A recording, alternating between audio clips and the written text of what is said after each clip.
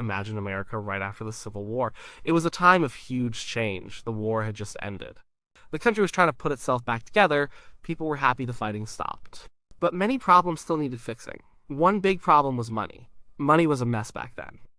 It was not like today. We have one kind of money from the government. It is all the same.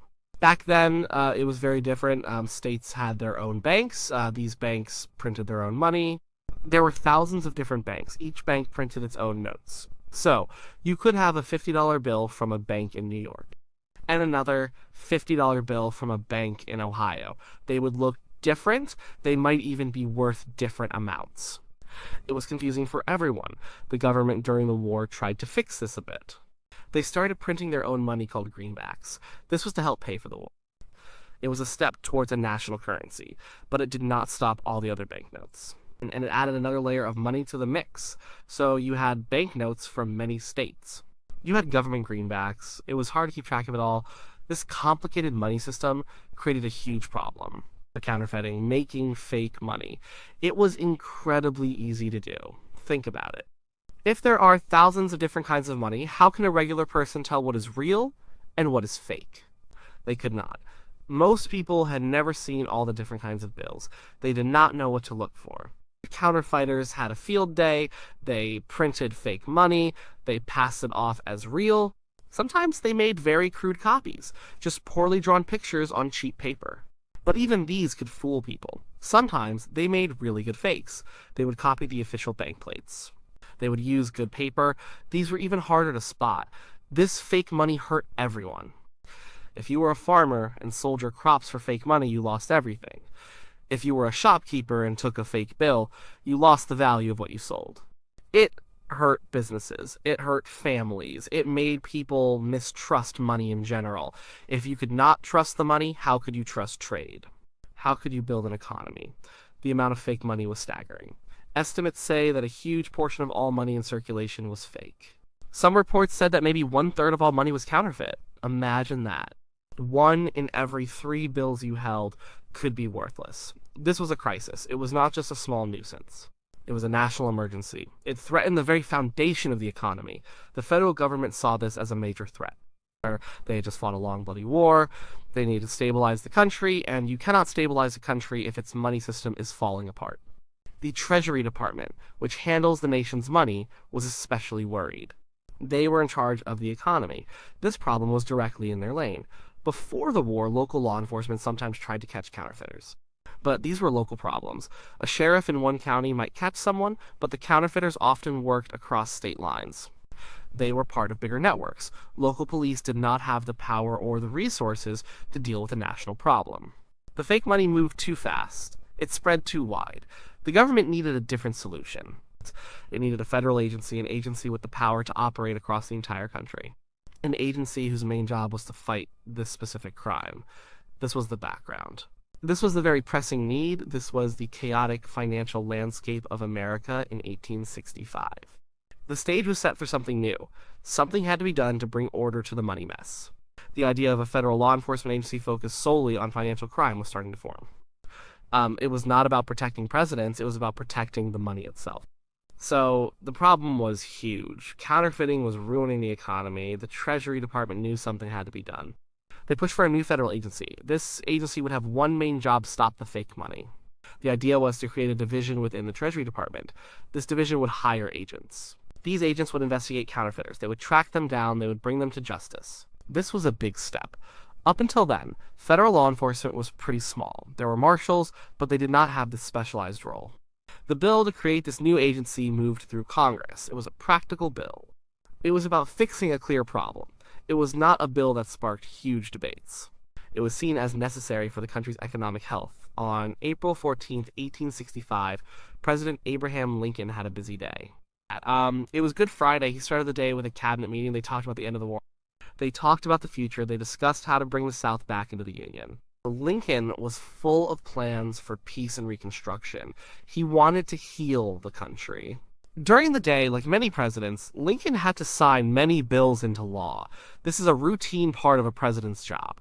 Bills pass Congress. Then they go to the president's desk. He reviews them and signs them if he agrees. Most of these bills are not world-changing. They are the daily work of government. One of these bills was an appropriations bill. This means it was a bill that set aside money for different government operations. Tucked inside this big appropriations bill was a small section. This section authorized the creation of a new division. This new division would be called the Secret Service Division. Yes, President Lincoln signed that bill on April 14th, 1865. This is a historical fact. The Secret Service was indeed created on the very day he was assassinated. This timing is what causes a lot of confusion. It makes people wonder if he created it for his own protection. But that is not true. The bill Lincoln signed specifically stated the purpose of this new Secret Service. Its job was to suppress counterfeiting. That was it. Nothing in the bill talked about protecting the president. Nothing mentioned protecting other officials. Its sole mission was to fight the fake money problem. The head of the Treasury Department at the time was Hugh McCulloch. He was the one who pushed for this. He understood the economic danger of counterfeiting. He needed a dedicated force. He understood that local efforts were not enough. Soon after the bill became law, the Secret Service began its work. William P. Wood was appointed as the first chief. He was a former detective. He was known for his sharp mind and his ability to catch criminals. He set up the new division. He started hiring agents. Their focus was immediately on tracking down counterfeiters. They went after the printing plates. They went after the fake money operations. The first few years of the Secret Service were all about this. They were treasury agents. They were financial detectives. They were not bodyguards. They were not secret agents in the modern spy movie sense. They were investigators. Their job was to protect the integrity of the nation's money. This was a vital role. It was essential for the recovery of the country after the war. So to be very clear, Lincoln signed the bill that created the Secret Service on April 14th, 1865. The agency's original and only purpose at that time was to combat counterfeiting. Lincoln had no idea that this agency would one day protect presidents. He probably saw it as a routine administrative act. One of many bills that crossed his desk that day, he was focused on healing a broken nation. He was thinking about how to bring people together. He was not thinking about his own personal safety in that moment. The connection between his assassination and the Secret Service's creation is a pure coincidence of dates. It's a tragic irony, but it's not a cause and effect. Let's really look at Abraham Lincoln's last day. April 14th, 1865, it was a day filled with hope for him. The Civil War was basically over. General Lee had surrendered just 5 days earlier. Lincoln was looking forward to peace. He was focused on bringing the country back together. This was his top priority. He woke up feeling good. He had a cheerful morning. He talked with his son Robert. He met with various people. He had a meeting with General Ulysses S. Grant, the hero of the Union Army. They discussed future plans for the nation. They talked about how to treat the former Confederate states. And Lincoln wanted to be lenient. He wanted reconciliation. Around 11 a.m., Lincoln held a cabinet meeting. This was a very important meeting. It was a joyful one. Everyone felt the war was truly over. Lincoln talked about his recent visit to Richmond, the former Confederate capital. He spoke about his hopes for Reconstruction. He wanted to bind up the nation's wounds. He was in a good mood. He was optimistic. During this day, many official documents and bills would have been brought to his desk. Presidents sign a lot of papers. Most of them are not particularly exciting. They are the nuts and bolts of government. A president does not spend hours studying every line of every bill. They trust their department heads and their staff to have vetted these things. The bill that contained the provision for the Secret Service was an appropriations bill. These are typically long and detailed. They fund various parts of the government. It's very unlikely that Lincoln would have singled out this specific clause about a new Treasury division for special attention. It was just one small part of a much larger funding package. Lincoln was not thinking about his personal safety that day. He had received threats throughout his presidency, especially during the war, but that was a constant reality. He did not have a dedicated security detail like presidents do today. There were some guards, but they were not like the Secret Service we know. They were more like military staff or police. They were not specifically trained for presidential protection. The idea that he would suddenly create a new agency for his protection on his last day is just not supported by history. He was thinking about millions of Americans, about the future of the nation. He was not thinking, I need bodyguards right now. If he had wanted presidential protection, he would have done it much earlier, or he would have specifically called for it. But he did not. His focus was outwards, not inwards. He was concerned with the immense tasks ahead, at rebuilding the South, integrating formerly enslaved people into society, healing a deeply divided nation. These were the things on his mind. A new division within the Treasury Department to combat counterfeiting, while important, was a very minor item on his agenda. It was part of the normal functioning of government. The irony is heartbreaking. Lincoln signed the bill that created an agency that would eventually become synonymous with presidential protection. But it was too late for him, and it was not its purpose at the time. He did not know what was coming. No one did. He was preparing for an evening out, a rare chance for relaxation. He was going to Ford's Theater with his wife, Mary Todd Lincoln. The signing of the Secret Service bill was a routine, almost forgettable administrative act for Lincoln. It was one of many papers he would have signed that day. It shows how the government works. Departments identify needs. They draft legislation, Congress passes it, the president signs it. It's a process. It's not usually driven by one person's sudden, dramatic realization. So, when we think about Lincoln and the Secret Service, we have to separate the timing from the intent. The timing is tragic. It adds a layer of sorrow to the story, but the intent behind the agency's creation was purely about economics and financial security. It was a logical step for the Treasury Department given the state of the nation's money. Lincoln's role was simply to complete the legislative process by signing the bill. He was an executive fulfilling his duties, not an individual making a personal plea for safety. His final thoughts that day were of peace and unity, not of his own danger. The Secret Service started its work right away. Its agents were busy, they were catching counterfeiters, they were seizing fake money. They were making a real difference. The agency was successful in its original mission. For decades, this was its main job, protecting the nation's money. But then, things started to change. This change was not immediate. It happened slowly over many years, and it happened because of more tragedies. America experienced more presidential assassinations in the years after Lincoln. The country realized that its leaders were vulnerable. They needed better protection. In 1881, President James Garfield was shot. He died several weeks later. This was another shock. It showed that presidents were still at risk. Even then, there was no dedicated federal agency for presidential protection. Local police or military guards might be present, but it was not a system. Then, in 1901, President William McKinley was assassinated. He was shot while greeting the public at the Pan American Exposition in Buffalo, New York. This was the third president assassinated in a little over 36 years. This was a huge turning point. The public and Congress finally understood that something drastic had to be done. After McKinley's death, Congress decided to act. They looked for an existing federal agency that could take on this new role. The Secret Service was already a federal law enforcement agency. Its agents were trained in investigation. They were used to operating across the country. They had a structure. They were already part of the Treasury Department. So in 1902, Congress officially gave the Secret Service a new job. They assigned agents to protect the president. This was a temporary measure at first. It was not a permanent law, but it quickly became the norm.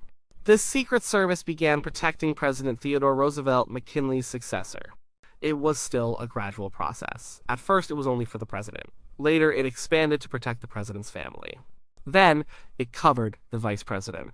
Over time, the mandate grew. Former presidents, visiting heads of state, major presidential candidates, all eventually fell under the Secret Service's protection. The official permanent legal authority for presidential protection came even later. In 1906, Congress passed a law making the protection of the president a permanent duty of the Secret Service. It was still under the Treasury Department, so you can see the Secret Service did not start out protecting presidents. It was given that job much later. It was a new duty added on top of its existing mission to fight counterfeiting. That mission, by the way, continues to this day. The Secret Service still investigates financial crimes, even with its very public role in presidential protection. The story of the Secret Service is one of evolution. It started with a very specific practical need to stop fake money. It became much more. It adapted to new challenges. The assassinations of 3 presidents forced the nation to rethink how it protected its leaders. This is why the common myth about Lincoln creating the Secret Service for his own protection is so misleading. It skips over decades of history. It ignores the original purpose of the agency. It misses the slow, painful process by which the Secret Service became what it is today. It was not a sudden act by Lincoln. It was a response to repeated national tragedies. It was a decision made by Congress and subsequent presidents, many years after Lincoln was gone. The agency changed and grew because the needs of the country changed and grew. It went from protecting the money to protecting the people who handled the money, and eventually, the very leader of the country. Let's put it all together. Did Abraham Lincoln create the Secret Service on the day he was assassinated? The answer is yes and no. Yes, he signed the bill that created the Secret Service on April 14, 1865. That is a fact. The Secret Service was officially born on that very day, but no, he did not create it for his own protection. And no, he did not create it because he felt he was about to be assassinated. The Secret Service was created for one specific reason: to stop the massive problem of counterfeiting. The nation's money system was broken. Fake money was everywhere. The Treasury Department needed a federal agency to fight this financial crime. That was its only purpose when Lincoln signed the bill. Think about Lincoln's day. He was busy. He had a cabinet meeting. He was focused on ending the war and reuniting the country. Signing bills was part of his routine. The bill that created the Secret Service was an appropriations bill, a big document. The part about the Secret Service was just a small detail in it. It's very unlikely he gave it much thought beyond knowing it was a Treasury initiative to fix a financial problem. His mind was on much bigger, more pressing issues. He did not have a personal security detail like presidents do today. The idea of presidential protection by a dedicated agency did not exist yet. It was not something presidents thought about in the same way we do now. The Secret Service started its work as financial detectives. They were catching counterfeiters. They were successful at it. For decades, that was their job. The role of protecting the president came much, much later. It was added after two more presidents were assassinated: James Garfield in 1881 and William McKinley in 1901. These tragic events showed Congress and the nation that presidents needed better protection. In 1902, the Secret Service was given the temporary duty of protecting the president. This became permanent in 1906. So the connection between Lincoln and the Secret Service is a coincidence of timing. A very powerful, almost poetic coincidence. It's ironic that the man who signed the agency into existence, an agency that would become famous for protecting presidents, was not protected by it himself. And it was never meant to protect him at its inception. The myth that Lincoln created the Secret Service on his last day because he foresaw his death or because he needed protection is simply not true. It makes for a dramatic story, but it's not history. History is often less dramatic, but more complex. The truth is clear. Lincoln signed a routine piece of legislation. It created an important agency. That agency later grew and changed its mission. It took on a new vital role because of later national tragedies. The Secret Service is a testament to the changing needs of a nation. It shows how government agencies evolve. It's important to understand this distinction. Lincoln was a great president. He faced immense challenges. But he did not create the Secret Service to protect himself. He created it to protect the nation's money. The protection of presidents came as a sad, necessary, and much later development. That's the plain, simple truth.